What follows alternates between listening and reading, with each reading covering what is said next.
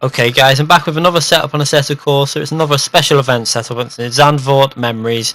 So obviously it's driving the Lotus 49 around Zandvoort, and it's another quite a tough challenge to beat, to be honest. I had to do a few setup changes to get the car a little bit more stable.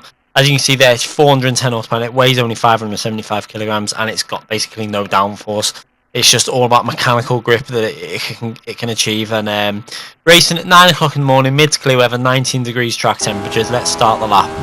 So we tried to make the setup as drivable as possible to get this time, and I hope it helps you guys out. We're going to go into the first corner where we're going to brake just on that white little Marshall stand there on the left, going down into second gear. And we're going to try and hold the tight line, slowly feed the power in. This car's got so much power and no downforce, you have to be careful on the power. Going down into second gear again for this corner. Back end gets a little bit loose, but it actually helps us through the corner. Then just slowly brake down while we're in second gear. And then we don't mind taking a wide entry there because we can square the car up a bit easier and get more power coming out on the exit now. So we're going into fourth gear, and we're going to try and take this nearly flat out. Just little lifts, just to give the car a bit of grip through the corners. A little lift again there to just be careful it doesn't run too far wide. And then down into third gear, be careful not to brake too late on this corner, otherwise you will run wide with the camber. So we're going to get hard on the power in third gear, going into fourth gear, then back down to third gear, careful there, we don't want to lock the tyres up. And we're going to take that corner in third gear, then back down to second gear for this corner, braking nice and early. We turn in a little bit too early there, losing a good few hundredths of a second, but we managed to get on the power reasonably okay.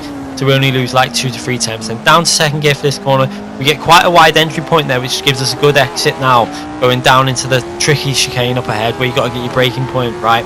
We're going to brake just around the 150 there, going down into second gear. Be careful you don't lock them tyres up again, and then try and get as clean exit as possible coming out this corner. You got to be careful on the power again. As you can see there, we get a little bit of wheel spin going into third gear.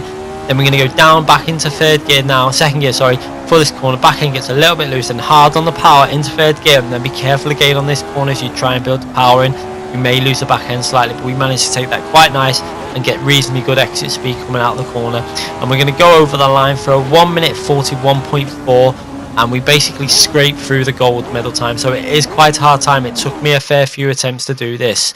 I'm not going to lie, it took me a good half an hour to an hour to get this time in. We're going to go through the setup. You can see there, we're running pretty much default on the thing, but the limiter's been increased. Now, we've got the on power to 0, and the coast obviously to 80 to just help on that braking. The preload's been up to 30 as well to help us get that power down. Made quite a few changes within the setup, as you can see now. I'll leave these on there and you check them and try and see how you feel when you use them. But I've tried to make the car as stable as I could get it. We made a few changes on the dampers also. It's a lot more changes from the Monza road course that we did. Basically just trying to, because obviously the track is a lot harder track to get this car around, so we tried to make the car as stable as we could. So it's a little bit easier than the default setup, but might not be as fast as you could get this car in terms of overall speed, but I just wanted to get the car as consistent as I could to drive, because that back end really did want to just come out a lot on this car. So anyway guys, I will leave you with the TV replay camera from the lap I just did it as usual. Make sure you leave any comments if this setup's helped you out, and make sure you give it a thumbs up if you've liked what you've seen, and make sure you subscribe so you can see all the future videos coming soon. Thanks again for watching guys.